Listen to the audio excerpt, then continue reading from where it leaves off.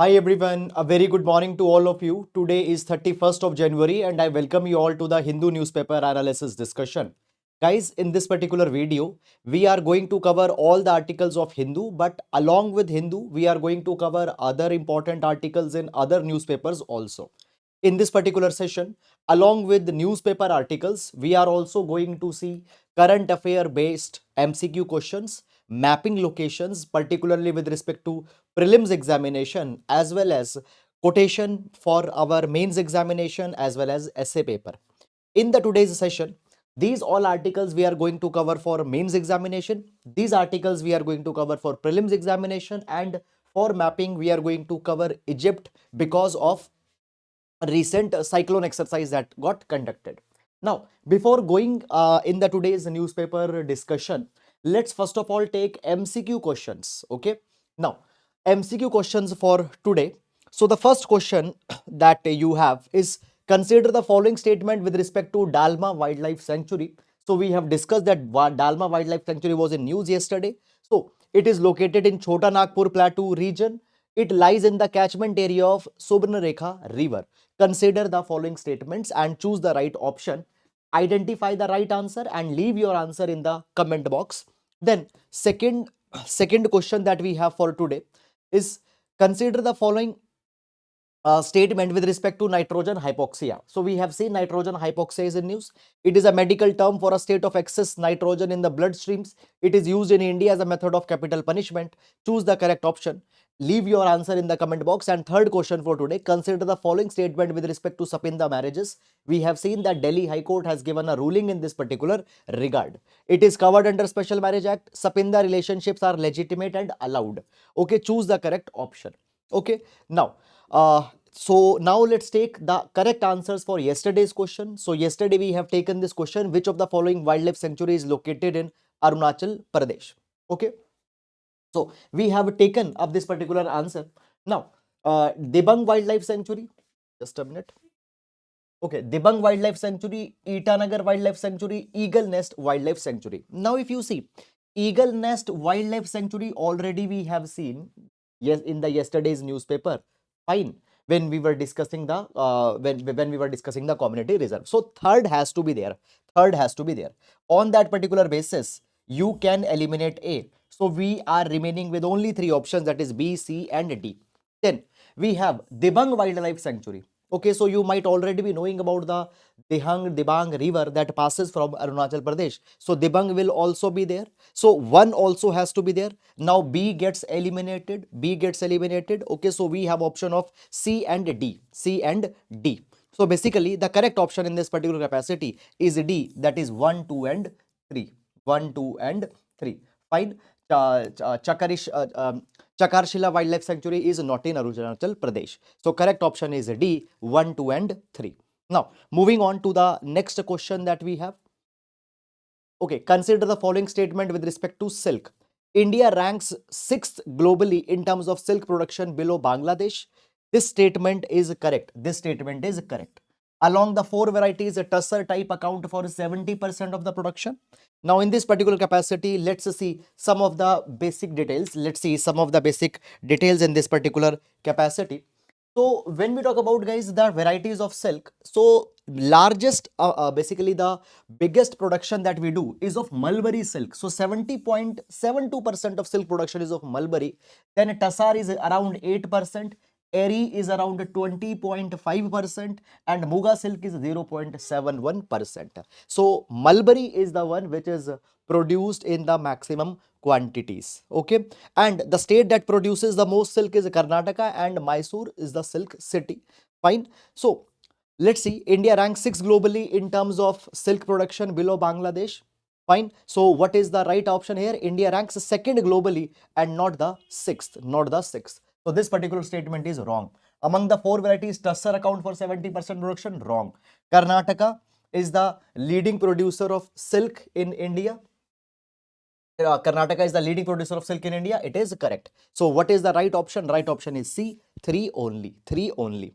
Fine. Then we have this question. Consider the following statement with respect to PM Yashasvi.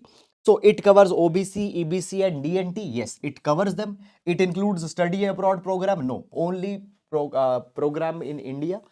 Fine, they are allowed. It is covered under Ministry of Education? No. Why? Because it has been taken up by the Ministry of Social Justice and Empowerment. Ministry of Social Justice and Empowerment. Okay. So what is the right option?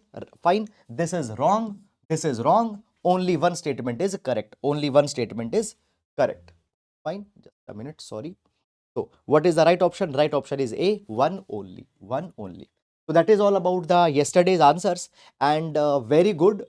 A lot of you, you are attending the answers and leaving your comment also in the comment box, which is really good. Keep it up. Now moving on, and let's take the today's coverage. First of all, guys, every class we start with a GS quotation. So today we are going to take quotation from Mehboob ul Haq. So Mehboob ul Haq says that in the last of analysis, human security means a child who did not die, a disease that did not spread, an ethnic tension that did not explode, a dissident who was not silenced, a human spirit that was not crushed. So we talk about national security, we talk about food security, we talk about nutritional security, but rarely we talk about human security. Now, human security includes all those elements. A child who did not die.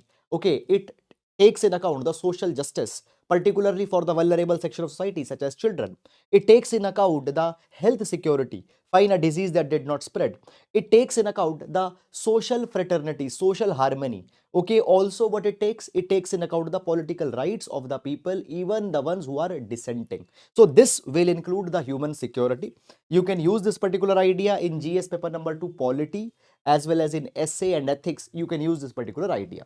So that is all about it. And guys, I would like to tell you that we are today going to start with our roundup 2024, which is going to be a dedicated current affairs batch for upcoming prelims examination. In this batch, we are going to cover entire last 1 year's current affairs in theme based manner, where the current affairs would be divided in themes such as environment, economy, science and technology, polity, social justice, international organization. Also, world mapping will also be covered in this as a complementary module. Every session will be live session. However, after live is over, you can also see the recordings. They will be available. Moreover, notes, crisp notes of all the year's current affairs will also be provided in theme based manner.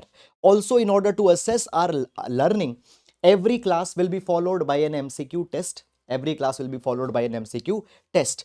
Classes initially will be, there will be twice a week classes, but gradually, if there is a need, we will extend it. Batch is going to start from today. If you have not enrolled, you can enroll in the batch by going to the website sahilsaini.net. Also, we have posted the link in the pinned comment. Okay. Now, first article, guys, that we have is from the Hindu text and context page. That is Pakistan and Iran calm after the storm. Calm after the storm.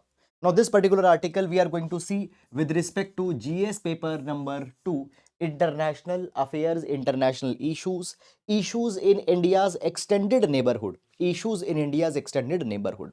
Now, before going in this particular article, guys, first of all, you need to understand some basic background information, and then we'll go in this particular article. Okay.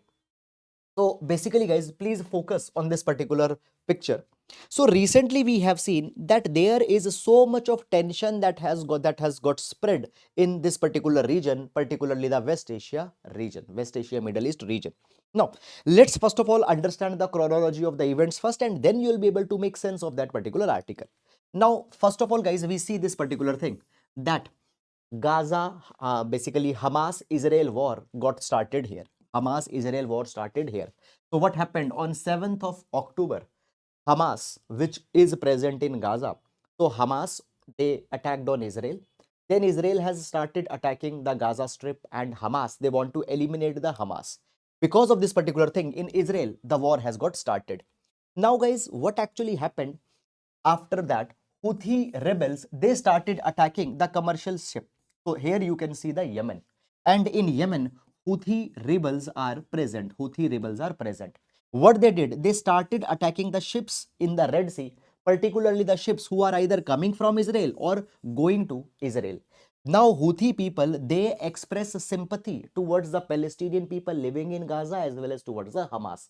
So therefore in order to take revenge against Israel, they started attacking the ships here. Now, guys, because of this particular thing, Operation Prosperity Guardian was also got started. Operation Prosperity Guardian also got started. This is going on. Then, guys, what happened on January 3rd? Now, these dates are not important. So, basically, in Iran, there is this city of Kerman. There is this city of Kerman.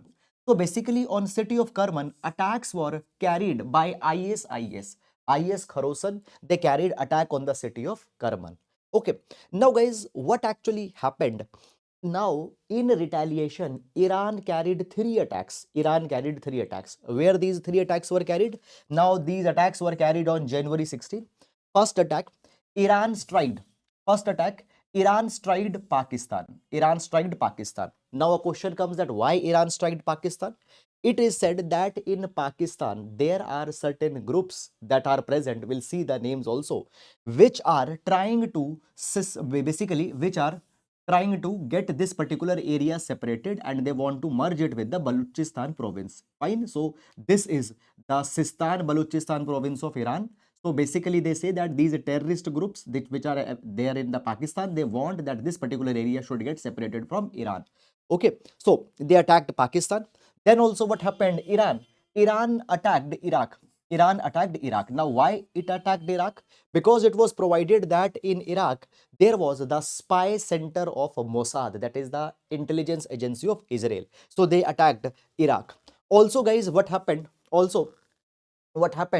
Iran also attacked Syria. In Syria, in Idlib, there was the presence of ISIS, so it was also attacked. Now, as these particular attacks happened, what happened? Pakistan also replied. Pakistan also carried attacks here. Now, both the countries, Iran and Pakistan, they say this thing that we don't want to attack civilian population.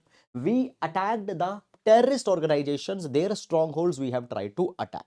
Now, after this particular confrontation, Pakistan, Iran has again tried to normalize their particular relation. And this particular article is on this line only. So first you need to understand this particular entire background. I hope that you have understood it.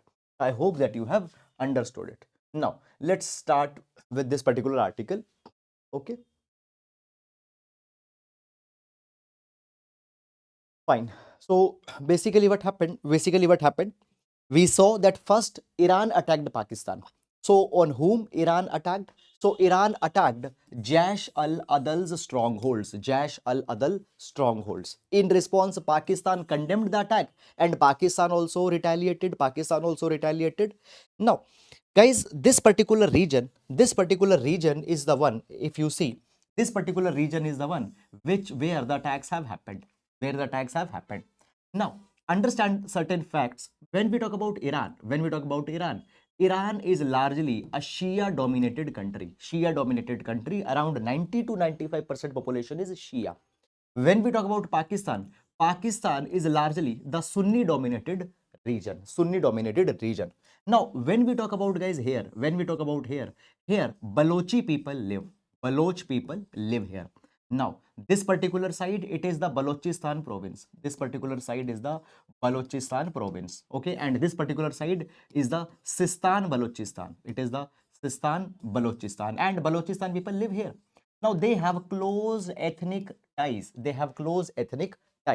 Now, when we talk about Baloch people, Baloch people are Sunni. But if you see Iran, largely Shia people live in Iran. So basically, what has happened? This organization, such as Jaish al-Adal, they say that Baloch people are Sunni, Iran is Shia country, and basically the Baloch people that are living in this particular part, that is Sistan Balochistan, on these people atrocities are committed by Shia population of Iran. So they say that we want that this particular area should get separated and it should be merged with the Balochistan. So Iran says that Jaish al-Adal, they are responsible for spreading insurgency in this Sistan Balochistan region. They are responsible for spreading insurgency in this Sistan Balochistan regions. Now, when we talk about Sistan Balochistan, Sistani people, they are a minority. Sistani people, they are the minority here. Baloch are the majority, but Baloch in entire country are a minority. Baloch in entire country are a minority. Baloch are Sunni. Iran is Shia. Okay. Now, basically, guys, when we talk about Balochistan. So Balochistan is a province of Pakistan, and Balochistan happens to be the largest province of Pakistan and has Baloch majority. Baloch majority. And when we talk about Sistan Balochistan on the side of Iran, it is also the largest province of Iran. So both here Sistan Balochistan and here Balochistan both are the largest provinces. Now, guys, when we talk about Baloch people in Pakistan, they are also facing lot of problems. For example, what has happened? Pashtun people from the side of Afghanistan, fine, as well as from the Pakistan's Khyber Pakhtunwala, they have faced confrontation. Also, when we talk about Baloch, though they are Sunni, but Baloch, they are also minority in the Pakistan. So on both the sides, they are facing these particular challenges. Also, when we talk about, guys, Balochistan province of Iran and Sistan Balochistan, this particular boundary is around 900 kilometer. And over the years, what has happened? This particular boundary has been used for illicit movement of people, goods. Okay, all these particular things have happened. Even the weapons, etc., have also been exchanged from this particular boundary. So this particular boundary has long history of certain instability. Now, guys, also, when we talk about this particular region is strategically important for both the countries. Why strategically important? Because if you might be knowing, India is sponsoring Chabahar project in Iran. And in Pakistan, there is the Gwadar port that is being developed by China. Now, Chabahar and Gwadar, they are just 200 kilometers apart, and both are in these particular provinces, Sistan Balochistan and Balochistan. So this particular area is very much important for the region. Okay. Now, also, when we talk about this particular also, guys, when we talk about this particular region, China has a particular interest here, because you see this particular thing. China is sponsoring Gwadar project, and if Balochistan region will get destabilized, then China's stakes will directly be impacted. And it has been said that after attack, both the countries have said that we will normalize the relation, and China has played a very important role. China has persuaded both the countries that you should normalize the relation. Also, Iran and Pakistan, both the countries have understood this particular thing, that right now there is a lot of disputes going on in the entire region, and they have seen that, for example, Israel, so powerful, not able to win against Gaza. Up till now, the war is going on. Russia, so powerful, not able to win against the Ukraine. War is still going on. And Iran and Pakistan both understand if they also involved into the war, their economy, which was already very much fragile, will get impacted, and considerably there will be no truce that will come in the near time soon, and even the gains will not be there. So China has convinced both of them, and both of them have scaled down. However, both say this particular thing, that we don't attack on the civilian, we are friendly nation, but these terrorist organizations are the ones which are muddying up the relations. Jaish al-Adl, which is based in Pakistan, Iran says is culprit, and Pakistan says that Balochistan Liberation Army, it is present in Iran. Balochistan Liberation Army, it is present in Iran, and this Balochistan Liberation Army, they promote insurgency in Pakistan's Balochistan region. Okay, so this is something that has happened, but now the situation has got normalized, and this is good thing, because India always promotes regional peace, regional harmony. Okay, so from the point of view India, it is good. Now, moving on, and let's go to the next article. A blurred mapping of internal female migration. A blurred mapping of internal female migration. Now, this particular article we are going to see with respect to GS paper number 2, social justice issues related to women, as well as GS paper number 1, women related issues. We'll see this particular article. Okay. Now, basically, guys, understand this particular thing, that when we talk about internal migration, which is happening interstate as well as intrastate, it has increased largely. Interstate migration is from one state to another state, and intrastate is within the state. When we see the data, it has been seen that, now this is something additional, please note it down. From 2001 to 2011, migration stood at 24%. Migration stood at 24%. Okay, and 2021 census has not happened, but periodic labor force survey report has estimated that presently internal migration is around 27%. Between the period of 2020 to 21, internal migration is 27%. Okay, which is huge. Now, when we talk about migration, migration is often assumed that it is male dominated, that is largely male are migrating from one place to another place. They say that often we overlook female migration. A large number of females are also migrating. Now it has been provided that also we fail to recognize that what are the reasons that the female are migrating. Now they say that periodic labor force survey has tried to capture what is female migration and the reasons that why the female are migrating. But article says that they have failed to capture the female migration in entirety. Periodic labor force survey says that majority of females migrate because of the marriage. Fine. For example, 81% of females migrate because of marriage. Then 10% migrate because the family has migrated. Only 2.42% women migrate for the employment. Now, these are the primary reasons for migration. Article says that PLFS has not focused on secondary reasons for migration.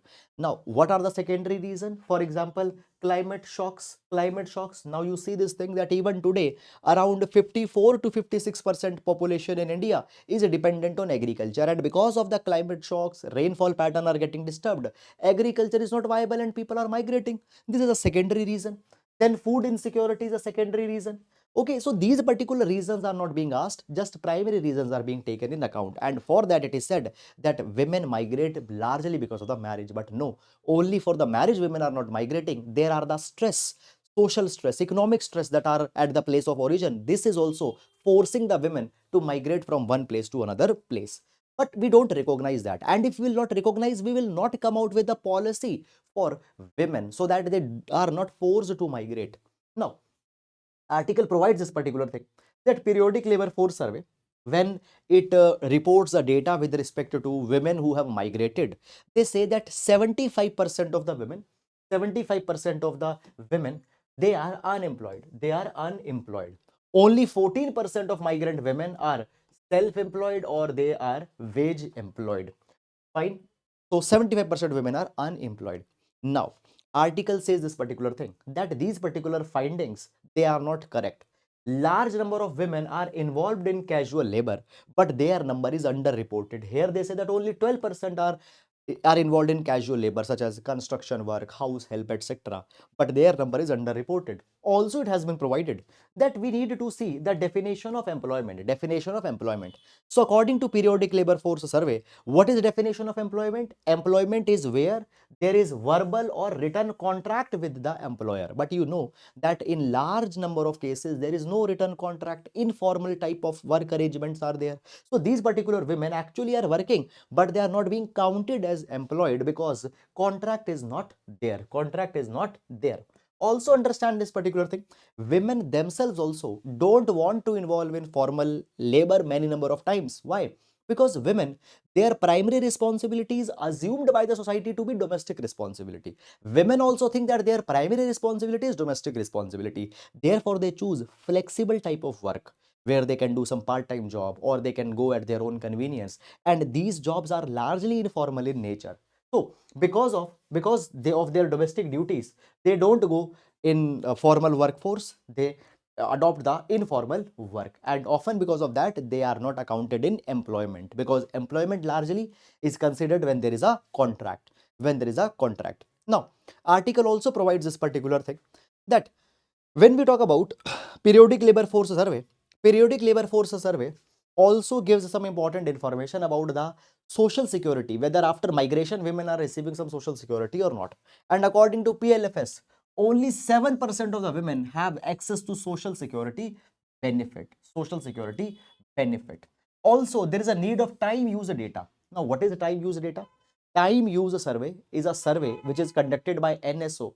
In this particular survey, NSO sees that how much of the time is being spent by men and women in the unpaid activities, And we find this particular thing that the latest time use survey that came, more than 90% of the women spend their time in the unpaid care work. Fine, where they're actually working, but it is not being recognized. It is not being recognized. Now, Yale University Yale University has made a finding, and in this particular finding, they say this particular thing that post-pandemic, women have been impacted even more on economic front. They say 55% of the women who left the job during pandemic, they never returned to their job.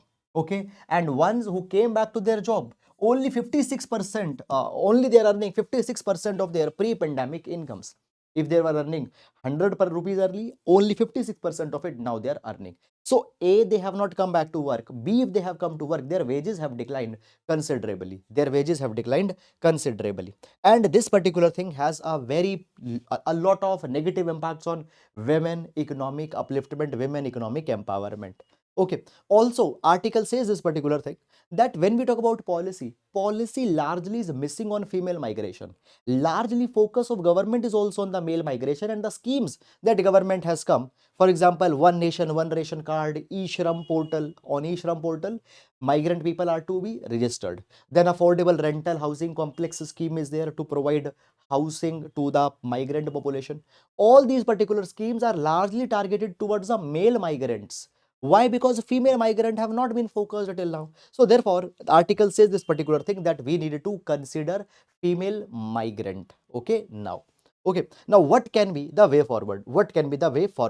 Number one, national surveys such as the periodic labor force survey or any such survey, they should compile more information on female migrant which have been missed.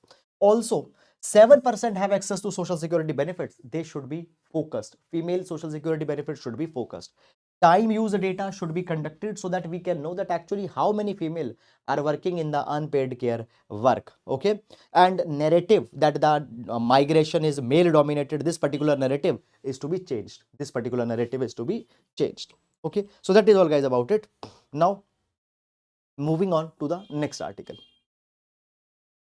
Center starts survey on participation of women in workforce. Now, guys, when we talk about the female labor force participation rate, understand this particular thing that India has one of the lowest female labor force participation rate. As of periodic labor force survey report of 22-23, female labor force participation rate has increased to 37%. But still it is less. It should be around 45 to 50%. It is less. Now, understand this particular thing, guys, that if we improve the female labor force participation rate, what we can do, we can proportionately, we can improve the economic growth of India. Now, how? Understand this particular thing. Guys, if female, they will be working, they will receive wages. If they will receive wages, that particular wages they will be using for consumption, and for that consumption, aggregate demand will be increased. Okay, and if aggregate demand will be increased, what will happen? They will contribute positively in the GDP of a nation. Let me explain you more. If we see the formula to calculate GDP, now what is the formula to calculate the GDP? Understand this particular thing. Government final consumption expenditure plus private final consumption expenditure plus investments plus net exports or exports minus imports or net exports. This is the formula of GDP. Now, when we talk about private final consumption expenditure, what is private final consumption expenditure? Expenditure that we guys are doing on the consumption of goods and services. I want to consume pen, I will spend 10 rupees. This is the private final consumption expenditure. I need a computer, I will spend money. Now, when we talk about private final consumption expenditure, it is one of the most important component of GDP. And at times we find that PFCE contributes around 55% of India's GDP. So if we want to improve the GDP, we want to increase this private final consumption expenditure.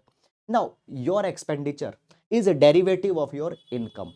Because if I don't have disposable income, I will not be able to spend. So if disposable income increases, a person will be able to spend more. If a person is able to spend more, private final consumption expenditure of a country will be increased. Now understand this thing. If female are employed, they are receiving wages. If they are receiving wages, they will be able to spend that money. If they will be able to spend that money, private final consumption expenditure will increase. By that, GDP will grow. By that, GDP will grow. So therefore, we need to promote female labor force participation rate in India.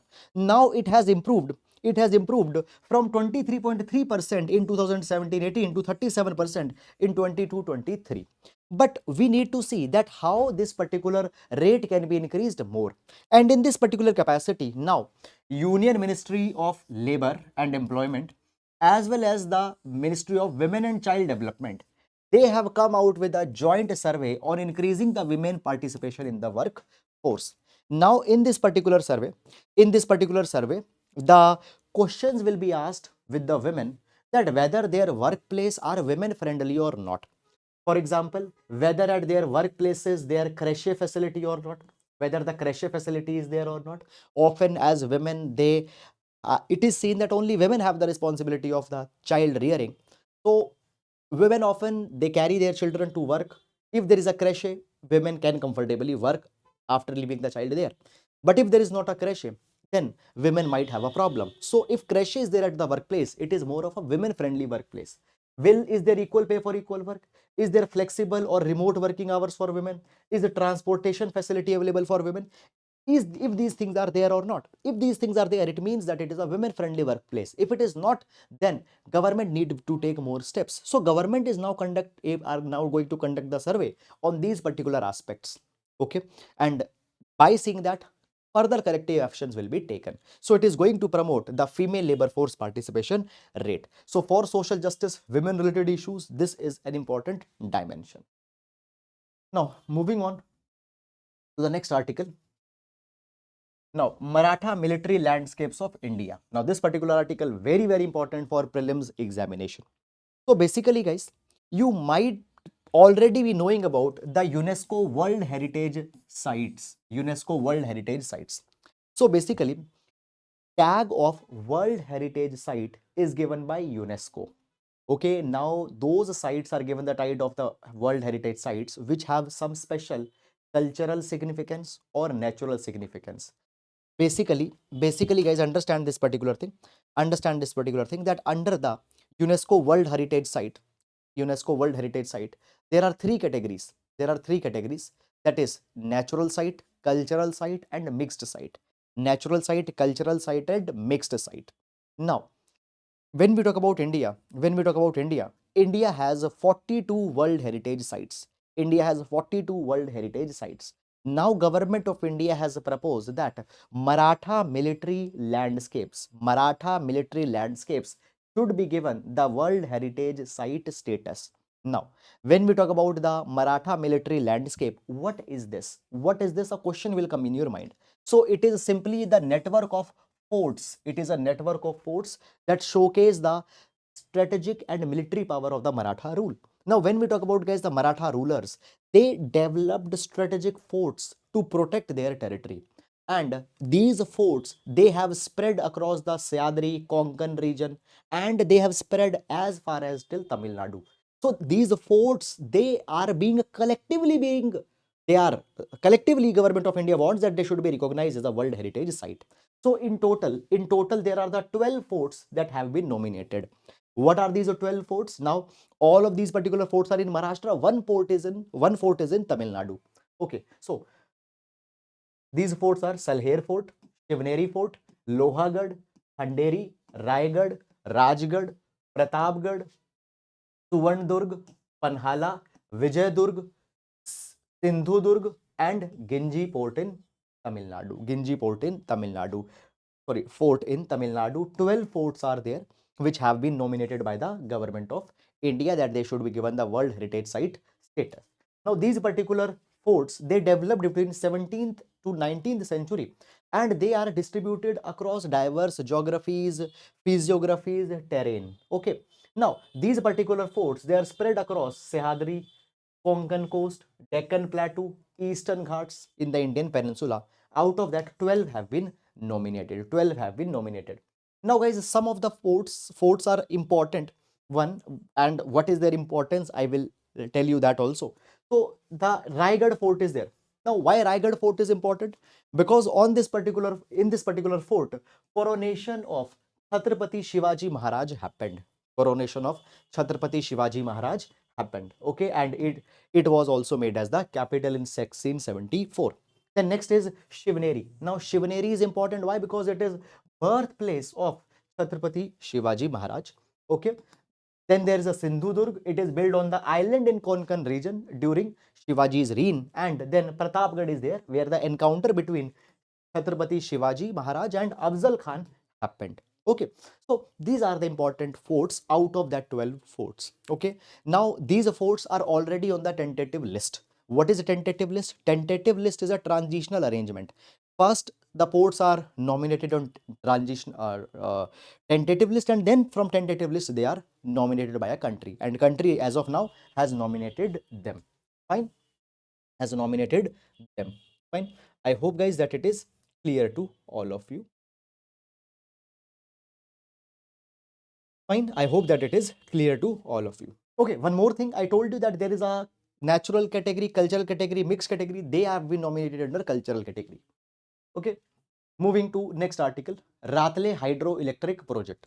Now, Ratle Hydroelectric Project is in news. Why it is in news? We will understand that. But before that, you need to understand some basic information. First of all, as it is a hydroelectric project, it will be on some river. Now, basically, this particular project is on the Chenab River, Now, here if you see, we have, first of all, just I will use a different color pen. Okay. So here we have Indus River. Okay. So here we have Indus River. Okay. Then here we have Jhelum River. Then here we have Chenab River, Ravi, Vyas, Satluj. And here all of them merge in the Indus River. Now guys, when we talk about Indus Water Treaty, out of these 6 rivers, 3 were given to Pakistan, 3 were given to India. So Indus, Jhelum and Chenab, these 3 rivers were given to Pakistan, and Byas, Satluj and Ravi, these 3 particular rivers were given to India. Now if you see, Chenab River was given to Pakistan, in Indus Water Treaty, but still India can construct run over river projects, those projects which does not stores the water, and therefore on Chenab River India is conducting this Ratle hydroelectricity project. Now guys, for this particular project, what has been done? The water of Chenab has got diverted. The water of Chenab River has got diverted through the diversion tunnels. So therefore, Chenab River as well as Ratle hydroelectric project is there. Now, when we talk about this particular project, it is 850 megawatt run-off river hydroelectricity project. Means that it will not store water, water will not be used for irrigation, water will not be used for consumption. Now, this particular project is being developed in Kishtwar district of Jammu and Kashmir. And this particular project involves around 133-meter tall. Now, the numbers are not important. 133-meter tall, 194.8-meter long. Okay. Concrete gravity dam where the water will fall from a height on the turbines. Turbines will rotate and electricity will be produced. Now, some important aspects of Chenab River are important. Now, when we talk about Chenab River, this particular river, it is a major river in India and Pakistan, and it is made by confluence of 2 rivers, that is Chandra and Bhaga, and from both of these names, Chenab names come. Okay, Chandra and Bhaga river, fine. They meet at Tandi in Upper Himalayas, fine, in Lahore Spiti district, and once they meet, Chenab river is formed. Now, this particular river, it is an important tributary of Indus River. Okay. Now, important tributaries of Chenab are Miyar Nala, Sohal, Thirot, Bhut Nala, fine, Marusadar and Lidrari. Okay. So, this is about it. I hope you have understood it. Now, moving to next article. So snow leopard, very important for our prelims examination. So basically what has happened, okay, yes, so basically what has happened, so recently India has conducted the census of snow leopard, and according to this particular census there are 718 snow leopards in India. Now this particular survey has been done as the survey for tigers is done. So camera trapping, okay, or camera trapping extrapolation exercise has been used. Now basically it has been found that there are 718 snow leopards in India, and approximately 10 to 15% of the global population of snow leopard is found in India. Largest number of snow leopards, they are estimated in Ladakh, then in Uttarakhand, then in Uttarakhand. Okay. Now, when we talk about snow leopard, survey was conducted by uh, Wildlife Institute of India. Was conducted by Wildlife Institute of India, which is an autonomous body under Union Environment Ministry. Now, when we talk about snow leopard, there are some other related information of snow leopard that is very important. First of all, snow leopard is an indicator species of the health of mountain ecosystem. If there is good population of snow leopard, it shows that the mountain ecosystem is thriving, it is in good shape. Also, when we talk about IUCN, when we talk about the status of snow leopard, IUCN red list, it has been given the status of vulnerable. In CITES, it is Appendix 1, means that their trade is prohibited, not allowed. And in Indian Wildlife Protection Act, it is Scheduled 1 animal, means it has given the highest level of protection, hunting, etc. is not allowed. Then, when we talk about the habitat, so snow leopards, they are found across scattered habitat. They are found in mountainous region of Central Asia, okay, Himalayas. In Himalayas, they are found in Ladakh region, Himachal Pradesh, Uttarakhand, Sikkim. Okay. Now, the danger to snow leopards is their habitat is getting fragmented, and often poaching, hunting happens. Now, government have taken multiple initiatives to protect the snow leopard, And what are the programs? So first one is Government of India has notified snow leopard as a flagship species, flagship species in high altitude region. Also, what has happened? India is a party to Global Snow Leopard and Ecosystem Protection Program. Fine, Global Snow Leopard and Ecosystem Protection Program. Himal Sangrakshak has been started, which is a community program to protect snow leopard from hunters and poachers. Secure Himalayas. Now, when we talk about Secure Himalaya, so basically it is a project that is funded by GEF, Global Environment Facility, UNDP. Now, this particular project aims to protect the diversity in the Himalayan region. And as biodiversity in the Himalayan region will be protected, snow leopard will be helped. And then there is dedicated Project Snow Leopard that was launched in 2009 to protect the snow leopard. And also, snow leopard is in the list of 21 critically endangered species under the Animal Recovery Program, Species Recovery Program. Now, Species Recovery Program is run by Ministry of Environment. Okay, it is not under the critically endangered list of IUCN. It is in IUCN, it is vulnerable, but under the Environment Ministry's Species Recovery Program, it is under the list of 21 critically endangered species. So this is, guys, all about it. Okay, and conservation programs for snow leopard are being taken up at Padmaju Naidu Himalayan Zoological Park, Darjeeling, in the West Bengal. Okay, so that is all about this particular article. I hope that you have understood it. And now we'll move to next article. IMF says global soft landing in sight lifts 2024 growth outlook. So you need to just take this particular article as an overview of the economic health. So basically what has happened, IMF, now no need to go beyond this particular box. So IMF, it has provided that there is a better forecast of global economy, and it has forecasted that global economic growth will be 3.1%, 3.1%. Okay, and it has been lifted by 0.2 percentage point. Earlier, IMF projected that global economic growth will be at 2.9%, but now it has been forecasted at 3.1%. Also, it has been provided that India's growth will also be strong, and India's growth has been predicted at 6.5% in 2024.